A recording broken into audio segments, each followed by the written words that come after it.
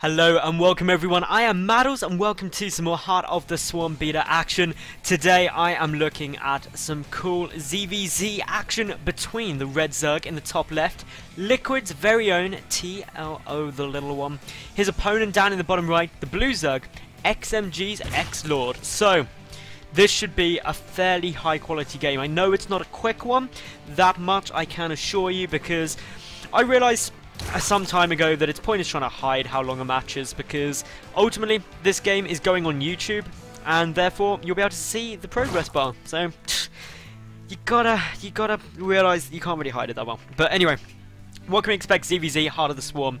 Early game, Ling Bling Wars, that's always gonna happen. Then you go into Roach phase, generally that's the same. Muta, super strong in Heart of the Swarm at the moment, it's just absolutely incredible. And as such I expect at least one of these players to go for Mutalisks. Alternatively, Roach Hydra's really good still. Swarm Host I haven't seen used that much, so I really hope they do. I know TLO is very effective with his Swarm Host play and has been experimenting with Queen Swarm Host style stuff, and it's just pretty awesome. You get some Hydras in there as well. Mutalisks are suddenly not as good. Swarm Host Corruptor would potentially be a good counteraction to a lot of Muta play. But again, this is all theory crafting. We'll wait to see what these two do, who are obviously both far better at playing this game than probably anyone watching. Unless, of course, TLO or XLorD is watching, or Flash decides to tune in, Don Megu or something like that. In which case, hi guys! That's cool, thanks for watching my cast. I hope you like it, and I don't say anything too stupid. But yes, back to the game. TLO, he's gonna hatch first at the moment. Compare that to XLorD, he's just getting down the spawning pool. So, nothing that crazy really happening. He's just like, you know what? Spawning pool against hatch first is really not a big deal. It's the sort of thing where, actually, it's pretty similar. I mean, this spawning pool went down, what, about 50 seconds ago, so it wasn't that soon. Now going into the hatchery, so that levels it all out.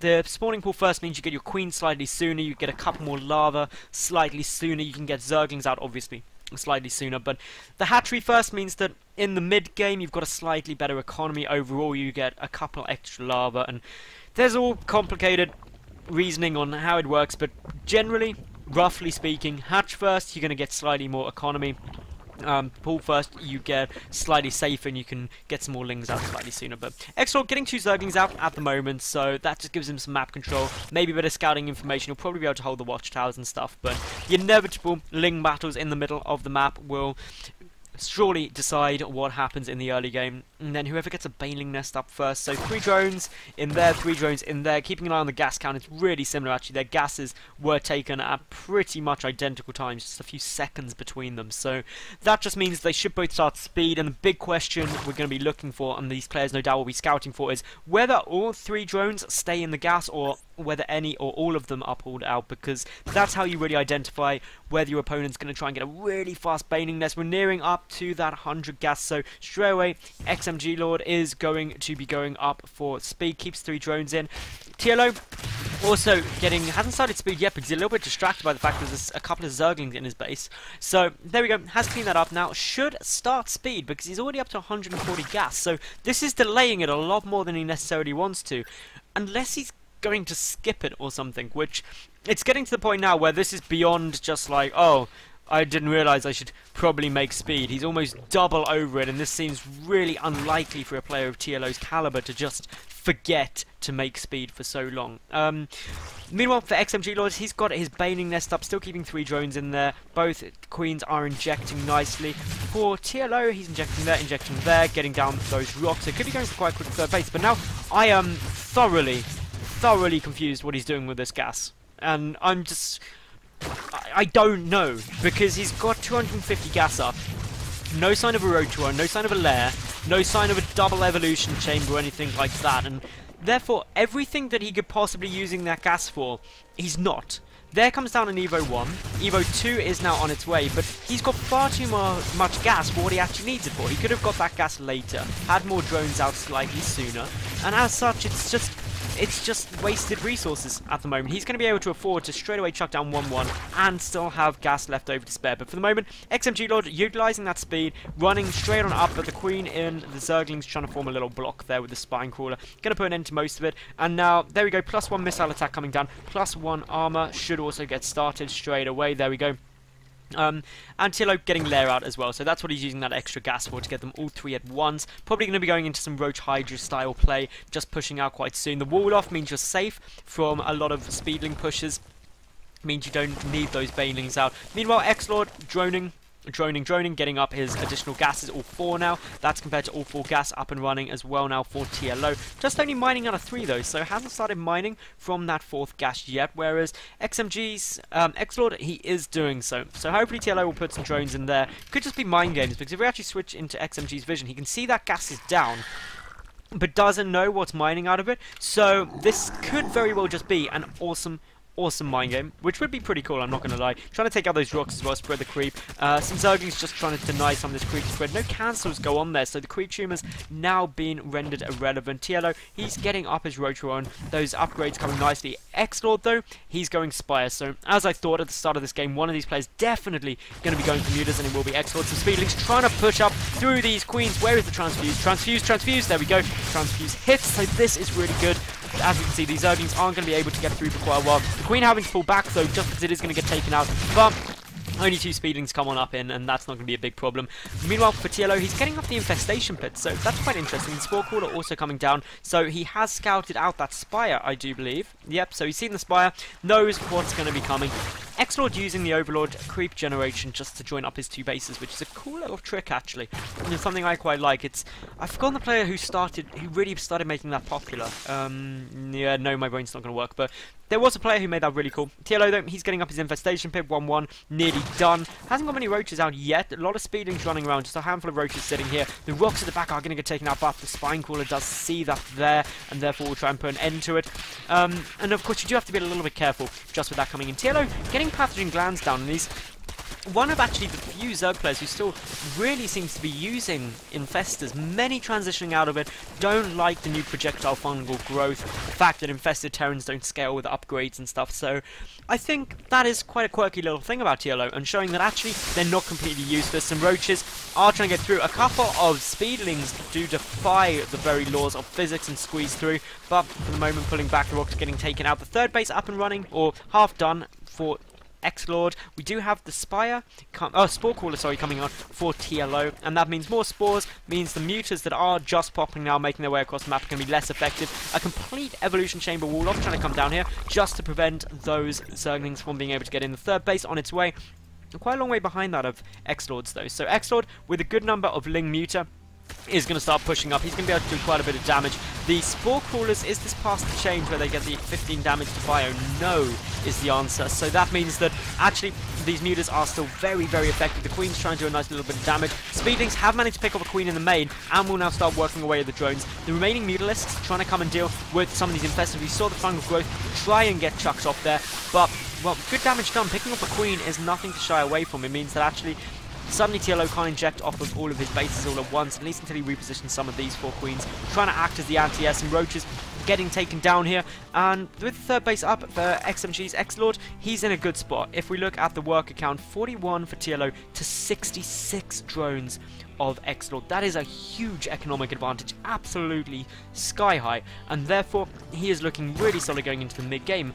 Upgrade-wise though, he is behind, but his Mutas, as long as they keep harassing, keep being effective, he should be okay. But with so many spores down, TLO, he is in a bit of problems. The Infestors are going to have to work very hard. As we see the Mutas coming in, trying to go up towards the main base, could potentially get a Queen there. It's a bit out of position. We do see that one Overlord trying to be ever so careful. The Infestors could get a nice fungal growth. Only managing to get 2. With the projectile, it becomes increasingly difficult to fungal growth Mutas when they are so quick.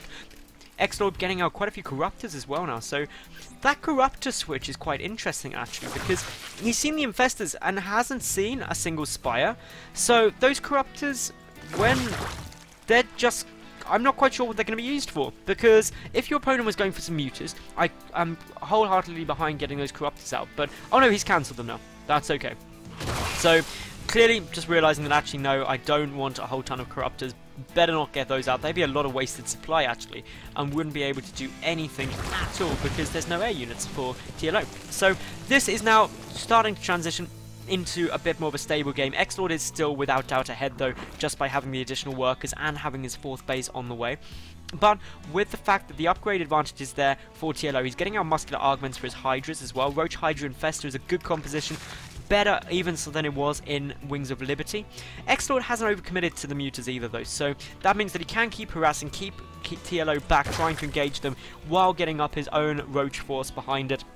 Needs to look at getting out the Hydrogen, which I believe I saw in production. The Infestor's trying to get in a nice spot. We do see that the roaches in the center of the map are going to start taking some damage. That's how you want to be using the Mutalisks, because if you engage them in the center of the map, you can really get some nice damage done, work them down, and as long as you don't get hit by a fungal, there's nothing to really worry about.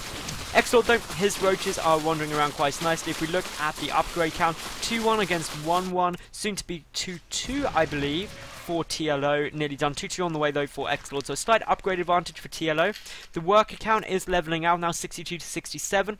But this fourth base is about to be up and running for the Blue Zerg player, and that will put him ahead economically. So the Hydrogen getting group spines down, muscular augments hasn't yet started for TLO. For XLorD, it is already finished, I do believe, or no, I'm sure I saw muscular augments coming down. I definitely saw that in production. I'm not imagining things. Please tell me I haven't gone crazy, someone. Hydrogen coming down for XLorD, so he doesn't actually... This is really doing my head in now. I'm sure I saw TLO getting muscular augments, but he obviously switched that, decided to instead go for the range. Roaches pushing into the third base of TLO. A lot of drones could potentially start going down here. This could be a massive loss. It's forcing TLO back, and while these roaches will almost certainly die, so many drones getting taken out here. XLorD with his fourth base up, with a macro hatch as well, has got great production, so will be able to remax behind this. As we can see, 13 roaches already in production. He can afford to sacrifice these units. Killed an awful lot, 21 probes killed compared to none. Roaches pushing towards the natural base of TLO as well. These evolution chambers walling off, buying TLO precious time, but fungal growth starting to hit. Still a lot of damage coming out. The upgrade advantage there. The Hydra's doing a nice amount of damage, but Hydra's getting produced now by XLorD as well, who's getting his muscular augments upgrade for those Hydras, increasing their speed off of creep.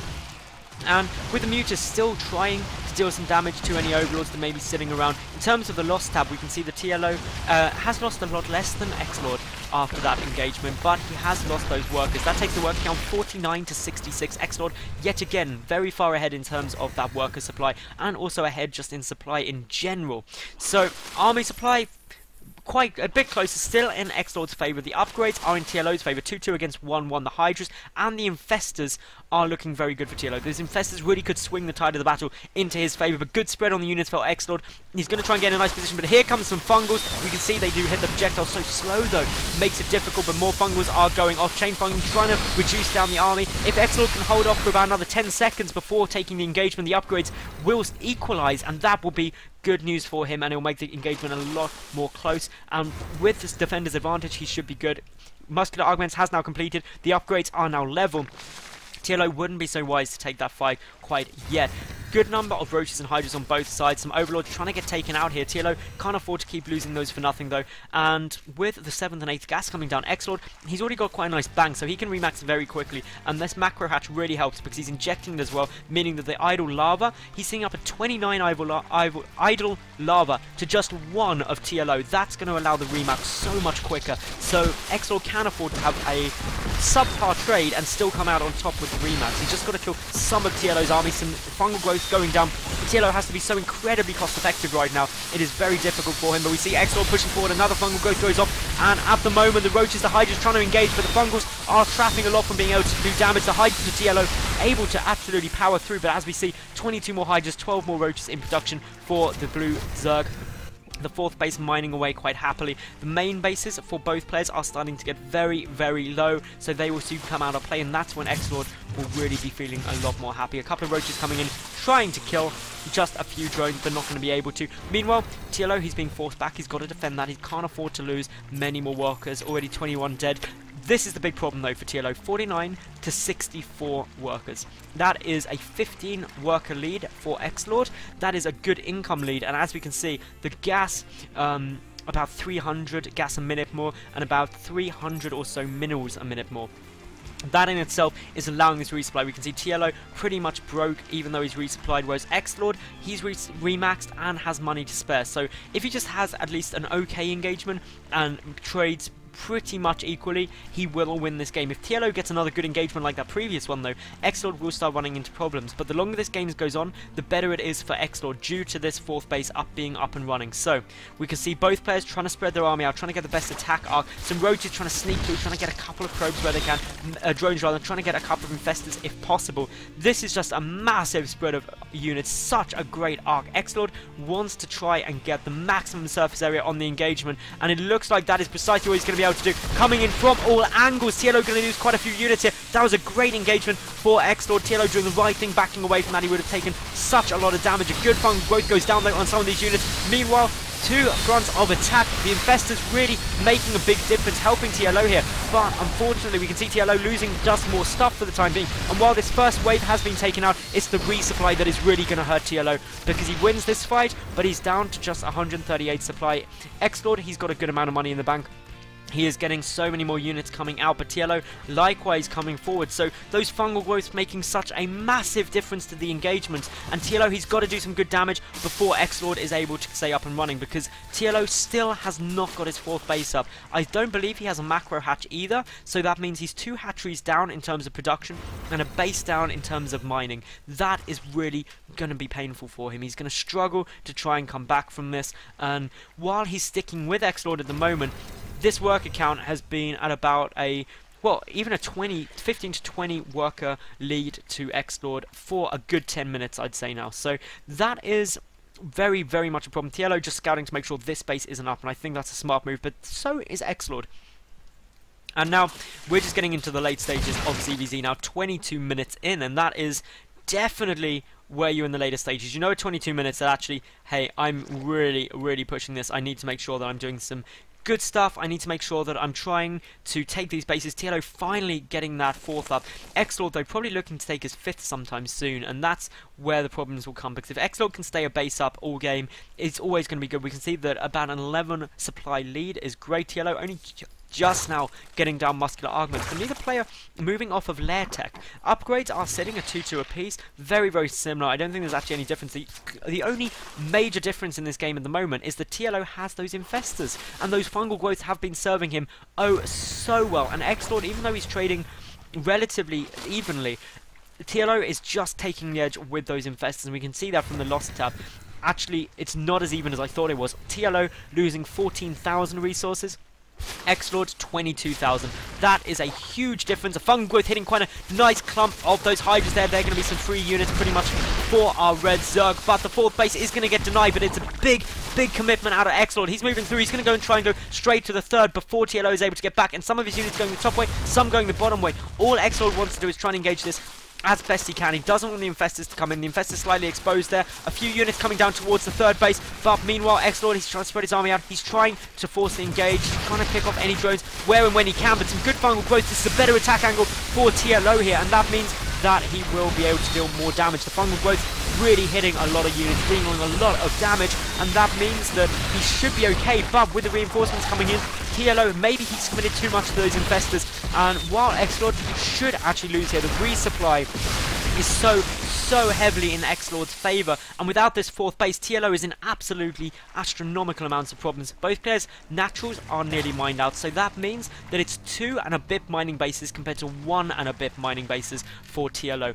XlorD's economy is going to be skyrocketing over his opponent, 800 or so minerals more a minute, and the gas actually pretty even. That's just because these two gas geysers aren't being mined from at the moment, but as soon as they are, that will be really sweeping ahead for XlorD. He's got more money in the bank. He's also got this macro hatch, which TLO still hasn't matched, which means it's 3 hatcheries against 5. That production, which has been increased for XlorD all the way through, results in more idle lava, which means a quicker resupply, and that is what's really making the difference this game. But XlorD, I can't help but feel he waits a bit too long between these pushes. If he just went a bit sooner, he could really try and cause some problems for TLO, because we can see here a good 50 supply advantage. This is when you want to be pushing, and it looks like XlorD is going to be doing exactly that, moving forward now. If he can knock out this third base, the game is his.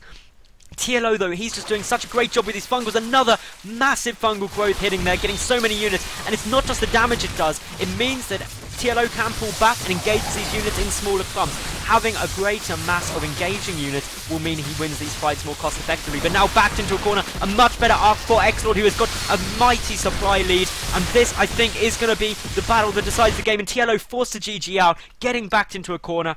XLorD just had the better economy, more hatches and more production throughout that game for a good 15 minutes, and as such, TLO, while those final growths were great, they just weren't enough in the end to basically deal with the more stuff of XLorD. So thank you very much everyone for watching. I hope you enjoyed. If you did like the video, please leave a cool comment and of course subscribe, because I get new games up every single day of the week and I wouldn't want you to miss any. So I'll catch you all tomorrow for yet another new top level StarCraft Heart of the Swarm cast. I was Madals. Bye for now.